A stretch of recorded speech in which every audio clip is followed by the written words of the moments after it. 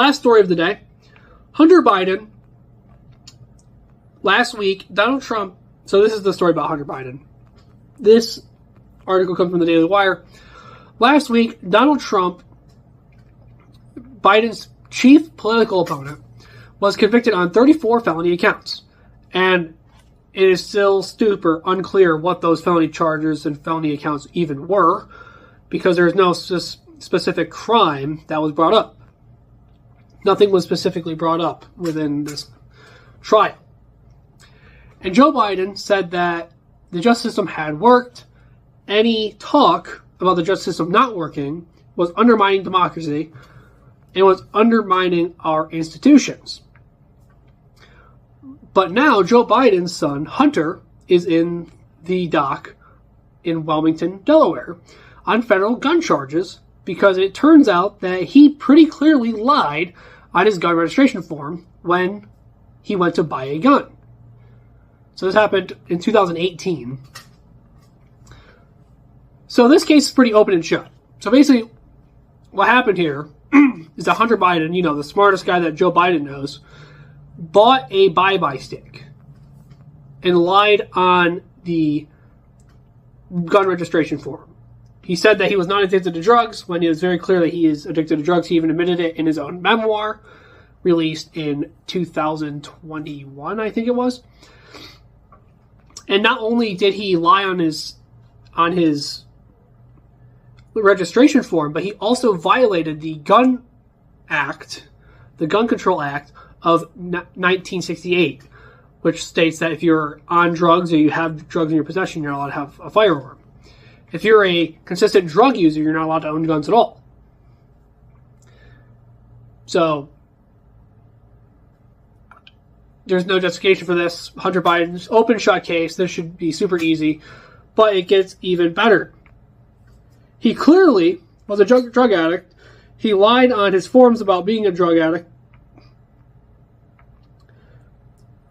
So we have a crime here that Hunter's clearly committed. Unlike the Trump case where the crime was unclear, we don't know what the crime was.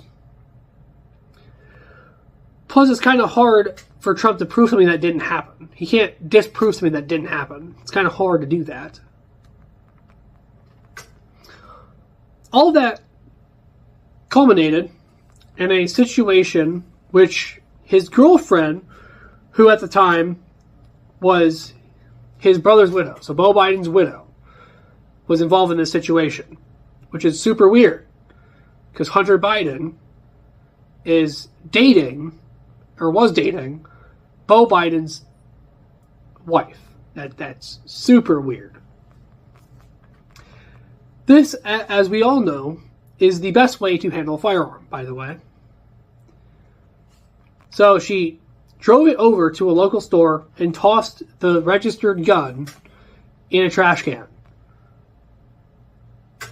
I don't see how that could possibly go wrong. That's we all know that's the best way to handle a firearm, you know? If you don't feel safe with somebody owning a certain firearm, you don't take it to the police. What you're going to do is you're just going to throw it in some random trash can somewhere and hope no one finds it. That's what you're actually going to do. That is the good thing to do, actually.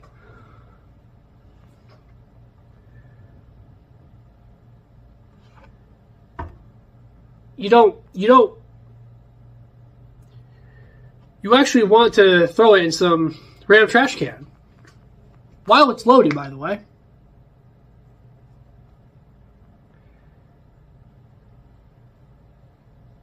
This could have gone so badly, by the way. Could you imagine? So she throws the gun in a trash can. Could you imagine if someone found that gun, took it, and started to shoot up some place with it? The gun's still registered to Hunter Biden, and that could have gone so badly. I don't understand the thought process here. That was pretty stupid on her part. The Secret Service tried to cover it up. As you recall, this was looked into by Joe Biden's DOJ. There are whistleblowers who came forward alleging that Joe Biden's DOJ had essentially hamstrung prosecutors from investigating Hunter Biden's involvement with his father Joe and went out of their way to cut from some sort of deal to close tax case that also being investigated against Hunter Biden.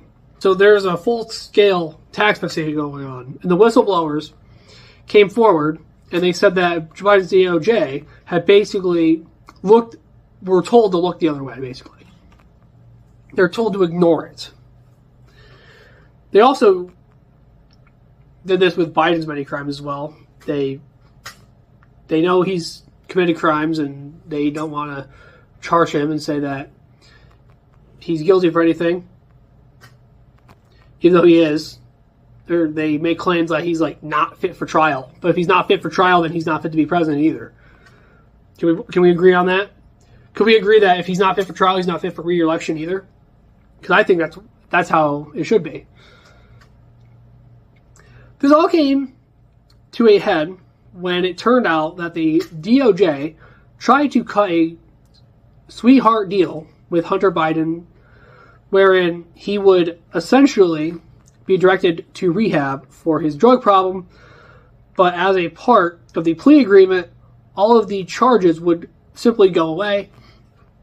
They would randomly be dismissed. The judges in that particular case looked at this plea agreement and said, this makes no sense. How is this okay? I never understood that, by the way. How the court system works like that. Instead of just sending somebody to jail for their crimes, you like negotiate with them like they're a toddler. Like, hey there, champ, if you're a good boy at the store, I'll get you a lollipop. Like, I don't get that at all. Why is it my job to excuse them on the tax charges because you are trying to sign some sort of agreement with him on the drug charges? She asked the prosecution if they were actually freeing him up on the tax charges. They said no. The defense then said, if you are not freeing him up on the tax charges, then we are not going to take the deal. So it's basically that I'm going to take my ball and go home thing going on here. We're not going to plead guilty in any way if you are not going to free him up on the tax charges. That doesn't sound corrupt at all. Nope, I don't see any problem with this. If you convict him with a crime that he committed, we will not plead guilty. They're essentially threatening the judge to bend to their will, which is super weird, seeing that this is the president's son. The prosecution and the defense had essentially gotten together and decided to try to sneak one past the judge. The judge said no, and the whole thing blew up, and that's how you end up with the prosecution of Wilmington, Delaware, on these gun charges. This is an open and shut case. It's obvious that Hunter Biden lied on his drug forms, on his federal gun forms. The Wall Street Journal reported on Friday evening in October 2018 that Hunter Biden rolled up in a Cadillac in a Star Quest shooters and survival supply in Delaware City. In the Delaware City, where he had been born and raised, then the salesman standing in the window did not initially recognize him as the son of the longtime Democratic senator. Now President Biden, and would later call a declining tip. So he tried to tip the person he's buying the firearm from. Hunter is clearly guilty. Everyone in his family knew that he was a drug addict. Hunter Biden's defense is going to try to blame the gun shop. They're going to say that they should have known he was lying then, which is a ridiculous statement because Hunter Biden was not a well-known figure at the time. It was not very common knowledge back then that Hunter Biden was this crack addict and everyone knew about it. That wasn't a known thing back then. Is it better for Joe Biden's campaign if Hunter is convicted or if he's acquitted? If Hunter Biden is acquitted, everyone is going to see this for what it is, which is that the DOJ tried to cut a sweetheart deal with Joe Biden's son. They failed when the judge called them out on it.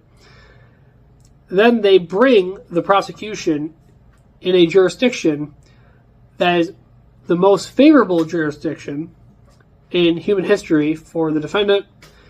And then either Hunter gets acquitted or there's a hung jury. Does that look like it's a justice system that's working on the behalf of the people? Does this really sound like what Joe Biden said about Donald Trump, that no one is above the law? I'll give you my thoughts. So I think this will help Trump in the long run. So remember in 2020 when a bunch of people were voting for Biden because he wasn't Trump? So this is the same thing. This is just going to help Trump more. Because during that, when people were interviewed, a lot of people said that they would have not voted for Biden if they knew about the Hunter Biden scandal. So I think this is just going to go even more in Trump's favor. Because all those people who said they wouldn't vote for Trump because of the Hunter Biden scandal are definitely not going to vote for Trump because of the Hunter Biden scandal now. And many more people will also not vote for Biden over the Hunter Biden scandal. Thank you for watching all the way through the end. If you like this video and you want to see more like it, you can tune into my full show to watch all of my episodes early. And as always, God bless.